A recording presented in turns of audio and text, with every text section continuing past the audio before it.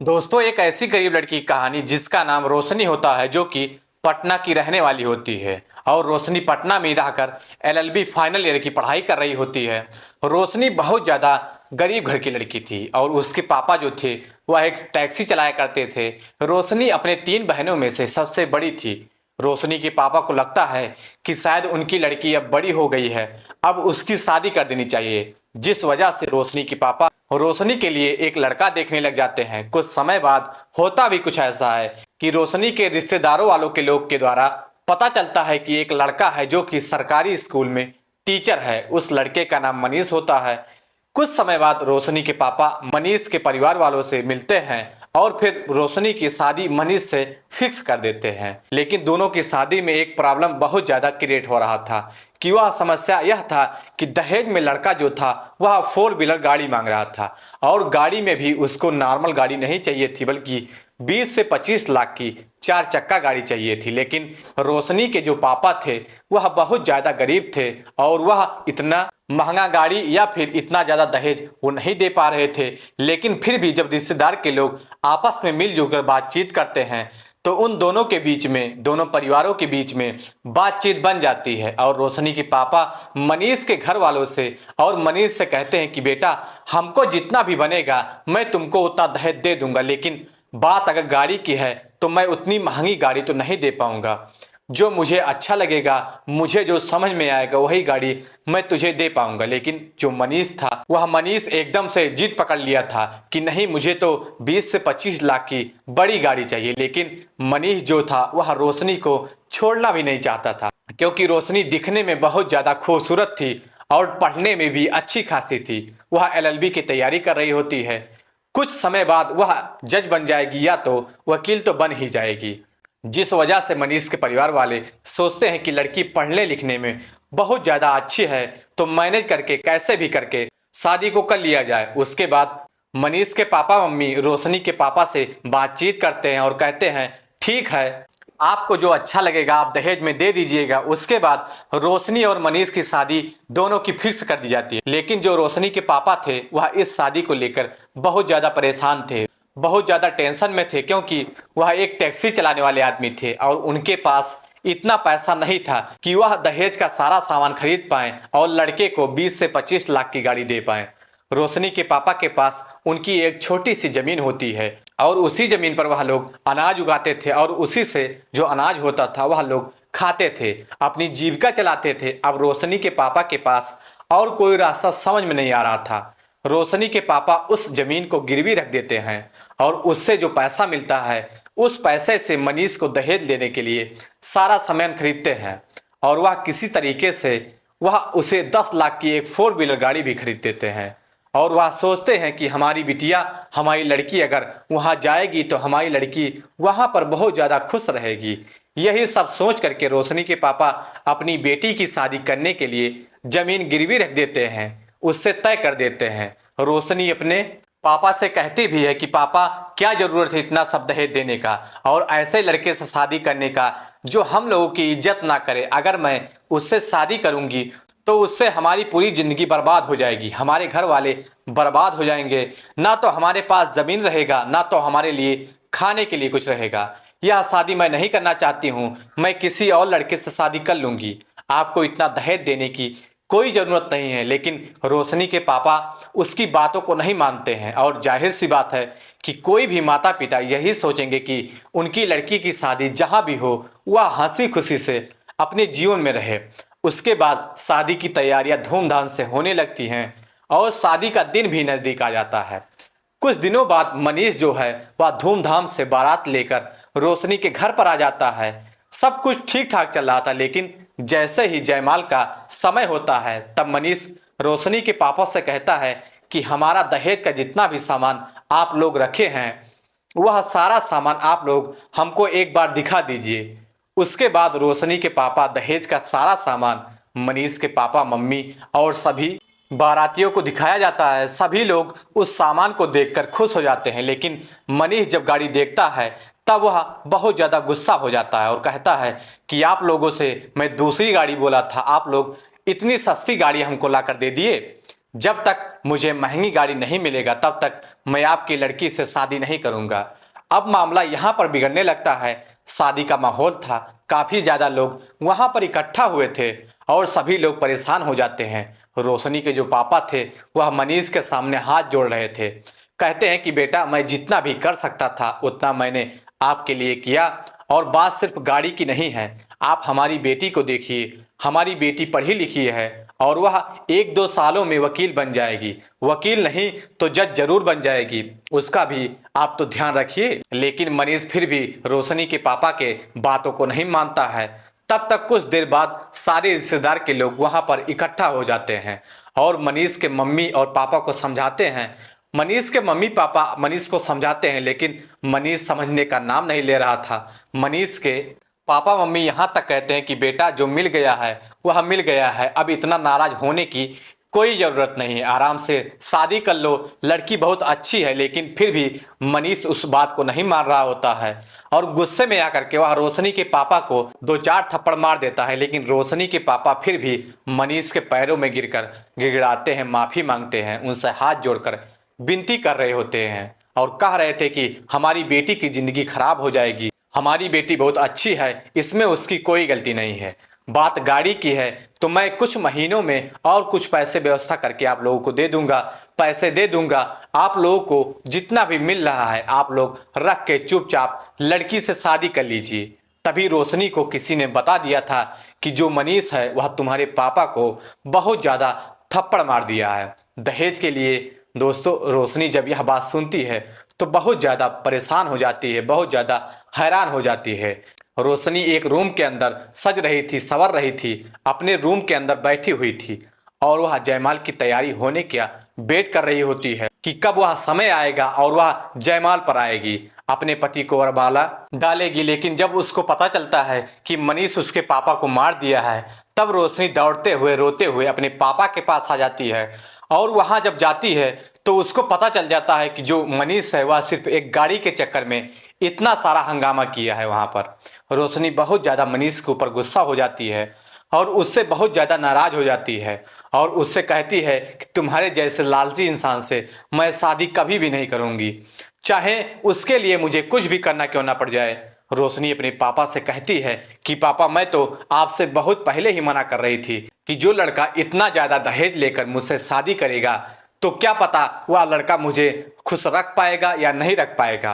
अगर सोचिए कि मैं उसके साथ शादी करके उसके साथ घर चली भी जाती हूँ तो वह हमेशा हमें बार बार मुझे जलील करेगा, मुझे परेशान करेगा, मुझे मारेगा, हमेशा दहेज के लिए मुझे प्रताड़ित करेगा। ऐसे लड़के से शादी करने से अच्छा है कि मैं पूरी ज़िंदगी अकेले ही बिता दूँ। यह सब सुनकर जितने भी बाराती थे सब लोग भावुक हो जाते हैं, सभी लोग परेशान हो जाते हैं, सभी लोग हैरान हो जाते हैं और उन लोगों को समझ में नहीं आ रहा था कि वह लोग करे तो क्या करे। लेकिन जो मनीष था वह अपने जिद पर अड़ा रहता है और कहता है कि जब तक मुझे गाड़ी नहीं मिलेगा तब तक मैं शादी नहीं करूंगा।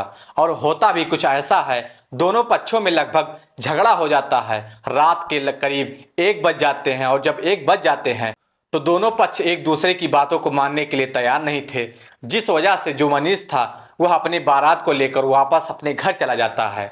अब रोशनी के घर वाले बहुत ज़्यादा रोने लगते हैं, बहुत ज़्यादा चिल्लाने लगते हैं, बहुत ज़्यादा परेशान हो जाते हैं क्योंकि बड़ी मुश्किल से पैसों का इंतजाम किया गया था और जब शादी करने की बारी आई तो लड़का बारात को लेकर वापस अपने घर चला गया। यही सब सोचकर रोशनी के घर वाले बहुत ज़्यादा परेशान हो रहे थे, लेकिन रोशनी भी बहुत ज़्यादा टूट चुकी थी और उसको समझ में नहीं आ रहा था कि वह करे तो क्या करे, क्योंकि जो ज़मीन था उन लोगों के पास, जिस ज़मीन से वह लोग खेती वगैरह करते थे, वह ज़मीन गिरवी रख दी गई थी और जो पैसा उन लोगों को मिला था उस पैसे का वह लोग सारा सामान खरीद लिए थे, जिस वजह से उसका सारा सामान भी नुकसान हो गया था। लेकिन रोशनी हिम्मत नहीं हारती है और अपने आप को हौसला देती है और कुछ दिनों बाद वह पटना जाकर अपने एलएलबी की पढ़ाई जारी कर देती है।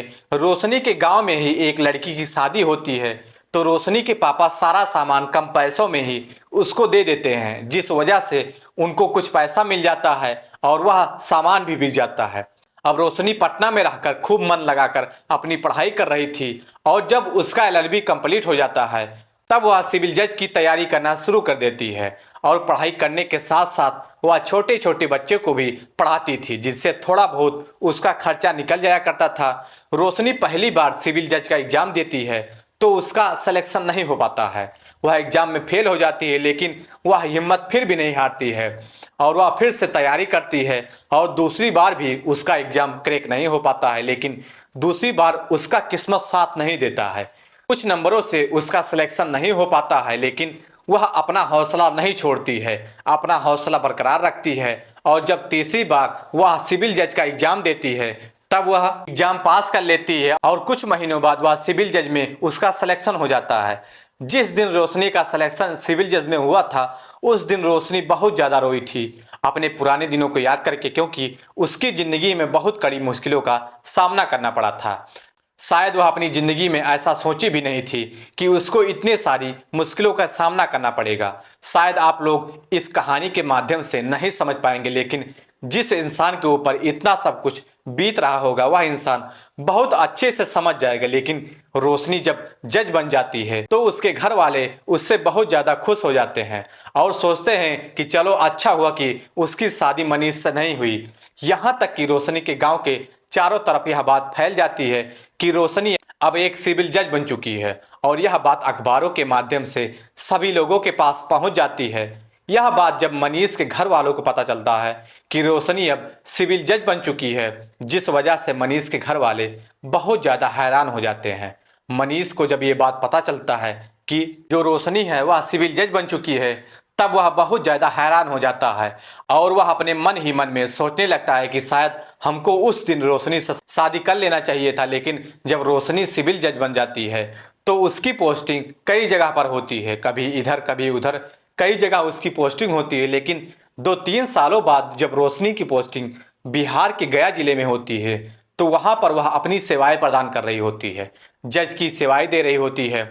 तभी कोर्ट में एक 60 साल की बूढ़ी औरत आती है और रोशनी से वह कहती है अपने वकील के द्वारा कि जज साहिबा, हमारी जमीन हमारे पड़ोस के लोग कब्जा कर लिए हैं और मेरे पास मेरे जमीन का सारा कागजात भी है, लेकिन जब मैं उन लोगों से बोलती हूँ कि हमारी जमीन पर कोई खेती बाड़ी वगैरह मत करो, कुछ भी काम मत करो, तो वह लोग मुझे बहुत ज़्यादा मारते हैं, पीटते हैं, मुझे बहुत ज़्यादा प्रताड़ित करते हैं। जज साहब, वह लोग बहुत ज़्यादा पैसे वाले हैं, मैं चाह कर भी उनसे कुछ नहीं कर पाती हूँ, इनका कुछ भी बिगाड़ नहीं पाती हूँ। आप ही मेरा सहारा हैं, आप ही मुझे इंसाफ दिला सकती हैं। रोशनी उस औरत की जमीन की कागजात वगैरह देखती है तो सब कुछ सही था। जितनी भी जमीनें थी वह सारी की सारी जमीनें उस औरत के नाम पर लिखी थी, लेकिन जबरदस्ती उन लोगों ने उसके जमीन को कब्जा कर लिया था। रोशनी अपने कुछ अधिकारियों से बातचीत करती है और उन लोगों के पास जो जमीन पर कब्जा किए थे उनके पास नोटिस भिजवाती हैं और कुछ समय बाद उन लोगों को कोर्ट में पेश किया जाता है। जब रोशनी उन लोगों को कोर्ट में देखती है तो बहुत ज़्यादा हैरान हो जाती है, क्योंकि उस औरत का जमीन जिन लोगों ने कब्जा किया था वह लोग कोई और नहीं बल्कि वही मनीष था और वही मनीष के पापा थे। और यह सब देखकर रोशनी बहुत ज़्यादा हैरान हो जाती है, उसके पैरों तले जमीन खिसक जाती है। मनीष के पापा रोशनी को पहचान जाते हैं और रोशनी से कहते हैं कि जज साहब, हमारी ज़मीन है, हम लोग पिछले 30 सालों से उस ज़मीन पर खेती बाड़ी कर रहे हैं, लेकिन वह औरत हमारे बगल की रहने वाली है और यह हमारे ऊपर झूठा इल्ज़ाम लगा रही है। रोशनी जब यह बात सुनती है तो वह कुछ देर के लिए शोक में पड़ जाती है और फिर मनीष के पापा से कहती है कि आप लोग चुप रहिए थोड़ा सा, मैं अच्छे तरीके से आप लोगों को जानती हूँ, आप लोग किस तरीके के इंसान हैं और आप लोग किसके साथ कैसी हरकतें कर सकते हैं। उसके बाद कोर्ट के अंदर ही लेखपाल को बुलाया जाता है और जितने भी जमीन के कागजात थे सब कुछ निकलवाया जाता है। तो जो वह लेखपाल साहब होते हैं वह कहते हैं कि जो सारा ज़मीन है वह उस औरत के नाम पर है और ज़बरदस्ती वह लोग उस ज़मीन को कब्जा किए थे। रोशनी यह सब देखकर मनीष के पापा के ऊपर और मनीष के ऊपर बहुत ज़्यादा गुस्सा करती है और उनके ऊपर 10 लाख का जुर्माना भी लगाती है और कहती है कि ये जो 60 साल की बूढ़ी औरत है ये पिछले 8 महीनों से कोर्ट के चक्कर लगा रही है, तो इसका जितना भी पैसा खर्च हुआ है वह सारा पैसा तुम लोग को देना पड़ेगा और इस केस को भी मैं अभी नहीं बंद करूंगी। तुम लोग ज़मीन जितना लिए हो वह सारा का सारा ज़मीन जितना तुम लोग कब्जा किए हो वह सारा ज़मीन तुम उस औरत को वापस करो और 6 महीने के अंदर तुम लोगों ने कोई भी गलत कदम उठाया व कभी भी उस बूढ़ी औरत के साथ गलत करने की कोशिश की तो मैं तुम लोगों को जेल के सलाखों के पीछे भिजवा दूंगी और पूरी जिंदगी जेल के अंदर ही सड़ना। मनीष के पापा हाथ जोड़कर रोशनी के सामने माफी मांगने लगते हैं और कहते हैं, जज साहब वह जमीन हमारी लाखों रुपए की है, प्लीज हम लोगों के साथ ऐसा मत करिए। लेकिन रोशनी उन लोगों की बातों को नहीं सुनती है और अपना फैसला सुना देती है और वह लोग अपने अपने घर चले जाते हैं। और बाद में मनीष और मनीष के पापा यहीं पर हार नहीं मानते हैं। अगला दिन जैसे ही होता है वह लोग रोशनी के घर भी पहुंच जाते हैं और रोशनी से बातचीत करने लगते हैं और कहते हैं कि कैसे भी करके वह जमीन हमें दिलवा दो, तुम्हें जितना भी पैसा जरूरत होगी हम लोग तुम्हें दे देंगे। लेकिन रोशनी उन लोगों को अपने घर से धक्का मारकर भगा देती है और कहती है कि आज के बाद दोबारा कभी भी तुम लोग यहाँ पर मत दिखाई देना। और वह लोग जितना भी जमीन कब्जा किए थे वह सारा जमीन उस बूढ़ी औरत को दिलवा देती है और बूढ़ी औरत अपनी जिंदगी में बहुत अच्छे से खुशी से जीने लगती है।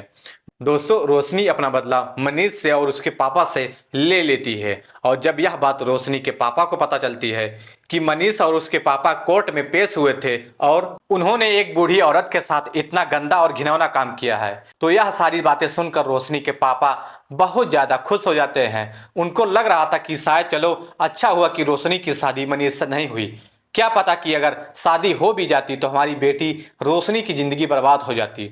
आप लोग रोशनी के बारे में क्या कहना चाहेंगे? रोशनी ने जो मनीष के साथ उसके पापा के साथ किया, क्या वह सही है या फिर गलत है? हमारे नज़र में एकदम से 100% सही है। और सभी राज्यों में दहेज को लेकर काफ़ी ज़्यादा लड़कियों को प्रताड़ित किया जाता है। तो आप इस बारे में क्या कहना चाहेंगे? एक कहावत है कि शिक्षा वह शेरनी का दूध है जो पीता है वही दहाड़ता है। तो दोस्तों, इसी के माध्यम से अपनी बातों को हम विराम करते हैं। और दोस्तों, इस पूरी घटना को सुनाने का उद्देश्य किसी को परेशान करना नहीं था, किसी का दिल दुखाना नहीं था, हालांकि आप लोगों को जागरूक करना था, आप लोगों को सचेत करना था। तो दोस्तों, कहानी कैसी लगी कमेंट सेक्शन में जरूर बताएं। अगर चैनल पर नए हैं तो चैनल को सब्सक्राइब करें, शेयर करें और ज़्यादा से ज़्यादा लाइक करें। और रोशनी के बारे में आप लोग क्या कहना चाहेंगे कमेंट बॉक्स में ज़रूर बताइएगा। तब तक के लिए जय हिंद, जय भारत।